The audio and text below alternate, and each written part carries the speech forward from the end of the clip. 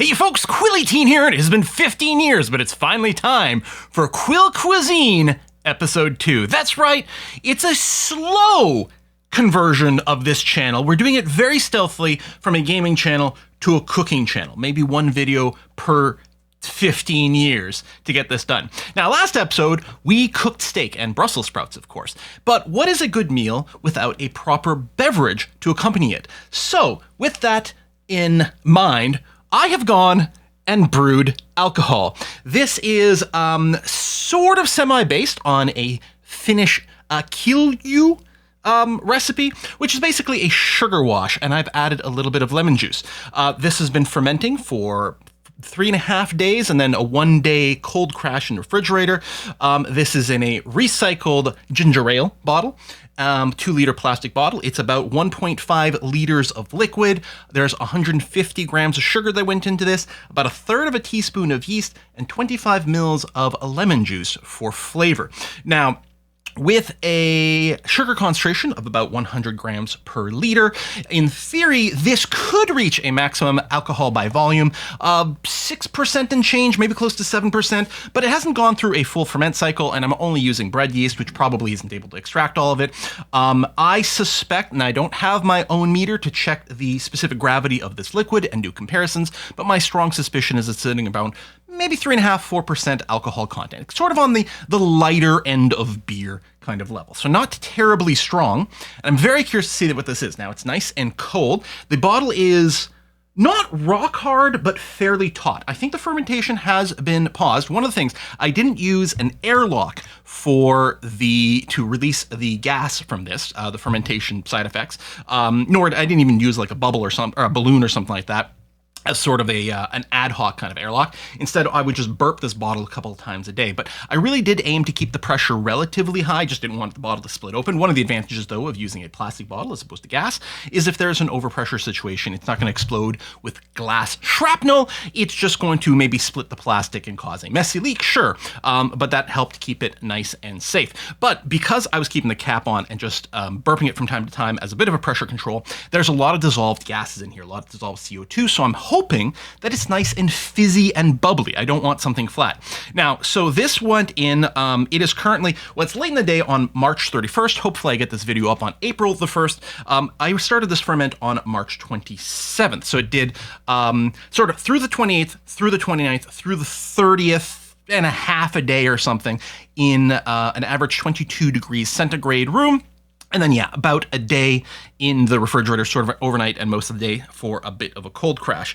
There's a bit of yeast residue at the bottom, not much of a yeast cake because this wasn't a very long ferment. There wasn't a lot of time for a lot of yeast development, so it's in there. Now, for comparison, I do have a second ferment going on here. This is 133 grams per liter of sugar, so it could get a little stronger. It'll also be a slower ferment because of osmotic pressure on the yeast. It doesn't grow and multiply quite as quickly in a higher sugar solution. So there's more potential alcohol that could be created in there. Theoretically, I think there's a theoretical max of maybe around 9% alcohol by volume in here. It's unlikely to meet that because, of course, one of the things to remember is as a simple sugar wash here, right? There's no grapes, there's no grains in here. There's not a lot of nutrition for the yeast, just pure energy from the sugar, and that's about it. So it's not necessarily the healthy environment for them to grow in. And you have to remember that alcohol kills yeast. So as it produces alcohol, it kills off the yeast. So with regular baker's yeast, or bread yeast, there's definitely sort of a maximum capacity that can be achieved there. I suspect this might end up being 6 or 7% alcohol. It depends on the fermentation possibility, and if it gets halted a little bit earlier. Most likely there's probably still some sugar in this first bottle, but by refrigerating it, by doing a cold crash, the fermentation process has pretty much been halted. It'll be interesting to see exactly how sweet this is. In theory, yeast could convert every single gram of sugar into alcohol, well, ethanol and carbon dioxide, of course. In practice, that probably won't be the case. Now, this bottle here, which is still at room temperature because it's still actively fermenting, is also, it's very firm. There's not a lot of give in there. I did leave, you could see a generous amount of head in here. They're not, in theory, both of these were supposed to be 1.5 liters of liquid. They're pretty similar, not quite bang on. Shows you the level of accuracy I was working with. Now, hopefully, if I do this, hopefully you can hear it. Oh, that is That is a very satisfying little hiss. But we're going to put that aside. This has still got a few more days.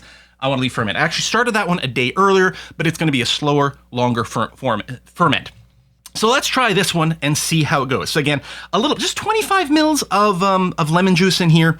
That is it. 100 grams of sugar I was just checking the prices here, and the sugar I bought, I mean, we don't go through a lot of sugar, so I think that bag of sugar is probably a couple of years old, probably a lot cheaper. But if I were to buy some sugar today from the local grocery store, looks like the price that I could get, not even from a bulk store, not even looking at Costco or anything like that, just my local neighborhood store, a bag of 2 kilograms of sugar is $3.49 Canadian, which is about 17 cents per 100 grams, apparently. So we've got maybe about 25 cents worth of sugar in here, 2 or 3 cents of yeast, 2 or 3 cents of lemon juice in my recycled 2-liter bottle. That is the entire cost for this. 1.5 liters is going to be about 3 metric pints, if you want to go that way, maybe 3.5 US pints, maybe 2.5 UK pints, thereabouts, somewhere in there. So that's a pretty good price. I mean, I'm probably paying about 10 cents a pint over here for what is effectively going to be the same alcohol content as a lighter side beer. Let's give it a try. This one should also give a hiss. Ooh, nice.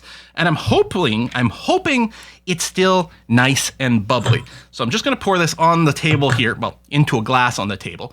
A little off screen, unfortunately, but that will reduce the chance of me making a mess. So let me pour a little in here and see what we end up with. So it's not perfectly clear, which doesn't surprise me. Lemon juice, of course, has a little bit of opacity. There's probably still some sugar in here. Hopefully all the yeast has crashed out, but we've got kind of a lemonade-y kind of color. Ooh, the color balance on the screen might hide it a little. It's got a little bit, very sort of pale yellow. I am getting some bubbles immediately on the side. Let me adjust the zoom factor here on my camera. So I might get a little fuzzy. I might get a lot fuzzy after I drink some of this. Oh, hold on. It's not, oh.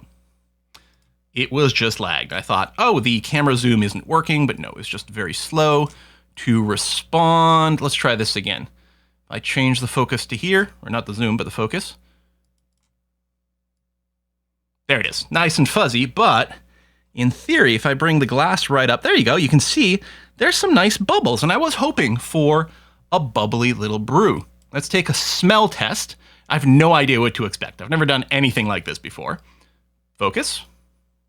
Focus. Why is it, I don't understand why it's so slow to respond. Let me try that again. There we go. Bizarre. Cheers.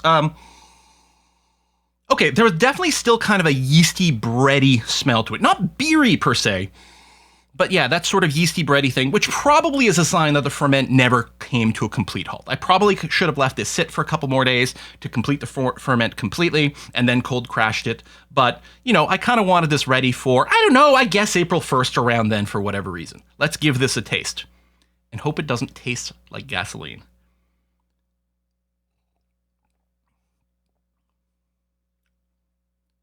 This is incredible. It's really good. Oh my God. Oh my God. That's weirdly delicious. Let me put on my noise suppressor again. I turned off my noise suppressor. There may have been a little hissing and noise in the background. I turned it off because I wanted to make sure the hisses weren't being muted. Wow, hold on. Okay, it's still definitely a little bit sweet. It definitely did not finish its ferment. And again, I don't have the tools to check on the specific gravity, sort of before and after, which would allow us to calculate how much of the sugar was actually converted to alcohol, and to be able to calculate what the alcohol percentage is. It doesn't taste alcohol-y. It doesn't taste like booze. It doesn't have that ethanol kind of essence to it. It's like a really light, fizzy lemonade. You know, is it like a Sprite or a 7-Up? No, those are cloyingly sweet and have almost too much of a lemony taste. Now, I like lemony taste, but you know, they say, oh, it's natural and artificial flavors. Yeah, I think a lot of those lean quite heavily on the artificial flavors. You know what this tastes like? If you took some fizzy water and put a couple of slices of lemon in there, when you taste it, you know you're getting the lemon. You're getting that lemon essence, that scent, and you're getting the taste of lemon, but it's subtle. It doesn't smack you in the face with it. It just tastes sort of fresh and bright. This is an excellent summer drink. If I had started this a couple of days sooner, I think I would have let it ferment for a couple of days sooner, and it wouldn't be as sweet. It would be drier, which I think might also be nice. The other thing you can do, you don't have to add the lemon juice up front. You could just make a pure plain sugar watch, just sugar, water, and yeast, and call that done. And then afterwards, you can add some flavoring. But I thought of putting the lemon juice up front because lemon juice does have a little bit of sugar in it. And I thought, well, okay, we could convert that into the alcohol as well. Arguably, the acidity from the lemon juice could also slow the fermentation process. It's not that much. I don't think it's affecting the pH that much, but theoretically could have slowed it down a bit. But it could also inhibit the growth of an unpleasant bacteria. With a home brewing situation, generally speaking, bacteria isn't a concern from like a food poisoning point of view. It's mostly, does the bacteria get in there and give the thing sort of nasty flavors? This is a short ferment. I really wasn't worried about that. I'm also not worried about oxidization or anything like that to sneak in. Oh my, this is really drinkable. I thought the joke here, other than, the nature of a Quill Quisine video, I thought the joke here was going to be that this is like, because again, lots of cultures have this. One of the ideas behind this was a Finnish drink called Kilju, which I think is the sort of thing that like university students brew in their dorm rooms for cheap alcohol. And by all accounts, it tastes really nasty. Now, maybe they're going for very long ferments. Maybe they're doing it with like higher percentages and stuff. Maybe there's more opportunity for nasty tasting bacteria or oxidation byproducts or just whatever. I think it's typically brewed to a higher percentage than mixed with other juices and things to hide it. But this, give me this on a hot summer day. Oh, I would destroy this. And honestly, I mean, again, with about 3 pints of this, and probably, almost certainly below 5% alcohol, probably below 4%, especially with the sweetness here. I'm betting we're sitting at 3.5%. That's nice. Oh my God. I'm surprised. I'm very thrilled. There's not a single bad thing to say here. I would be very interested repeating this exact same thing with another couple of days of fermentation to see how things would develop. Part of me wishes I'd done 2 exactly identical bottles. Again, I do have a second bottle. This is the one that started a day sooner, over on March 26th, and I have it bookmarked. I want to cold crash it on April the 5th, and then taste it sometime after that. Theoretically completing the fermentation process more thoroughly, but also with more sugar, it might hit a slightly higher alcohol content. It'll be interesting. For all I know, that might end up still tasting sweeter if there's more residual sugar left over. It might be sweeter and stronger at the same time. I'm not entirely sure. This experiment worked out weirdly well. Is this going to be a new hobby of mine now? It was kind of awesome every day to check the process, to get it a little burp. My birthday's at the end of April. Am I going to put a bunch of home brewing stuff on my wish list? Am I going to get absolutely blitzed on this stuff today? Probably not. Probably not with the percentage we're talking about, but... I would buy this. But I don't have to, because this whole thing probably cost me less than $1. Not bad. Thanks for watching, folks. We'll see you in another 15 years for Quill Quisine number 3.